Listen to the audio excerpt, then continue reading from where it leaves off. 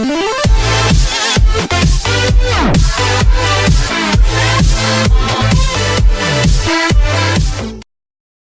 NFL owners wrestle with national anthem demonstrations, what will Sunday's games bring? National anthem demonstrations figure to once again be a predominant theme Sunday, with NFL owners and NFL Players Association representatives set to consider at this week's ownership meetings how to channel the activism and passions shown by those who take a knee or link arms into community action.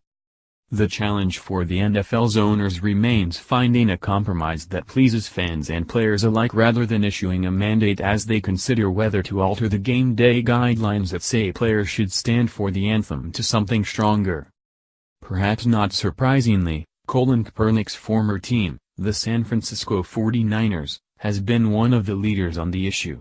This week the 49ers, whose display by a number of players last week prompted Vice President Pence to walk out of the game in Indianapolis, will play in Washington, and Eric Reid, who has taken over the team's leadership on the matter since Kaepernick became a free agent, promises the 49ers will continue to be out front on the issue.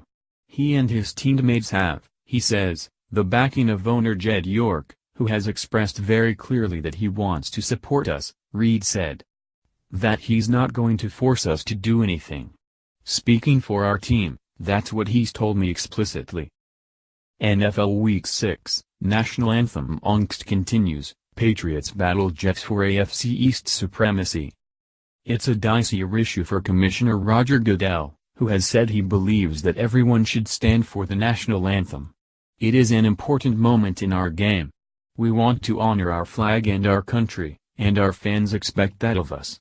However, he has also stressed that players have the right to free speech. Among owners, there appears to be no unanimity of opinion. Jerry Jones has said that any member of his Dallas Cowboys who does not stand for the anthem will be benched, and Stephen Ross of the Miami Dolphins feels the same way. The Cowboys do not play this weekend, however. Ross's coach, Adam Gase, has given players permission to remain in the tunnel during the anthem. Forcing players to stand isn't the answer, according to the Eagles' Chris Long. A native of Charlottesville, he has endowed 2 scholarships at his high school alma mater in the wake of violence there in August, and has stood with teammate Malcolm Jenkins as he has protested during the anthem.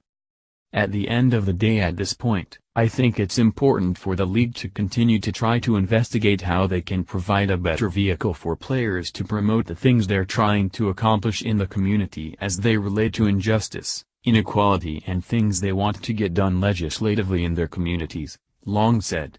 I believe if the league put their best foot forward and provides the lifeblood of the league, which are the players, the opportunity to do this in a better vehicle than the national anthem, then you might see less people kneeling. But I don't think mandating that players can't kneel is gonna be the answer. I think you'll see a messier situation. Redskins game day, familiar faces return to Washington as Redskins battle 49ers.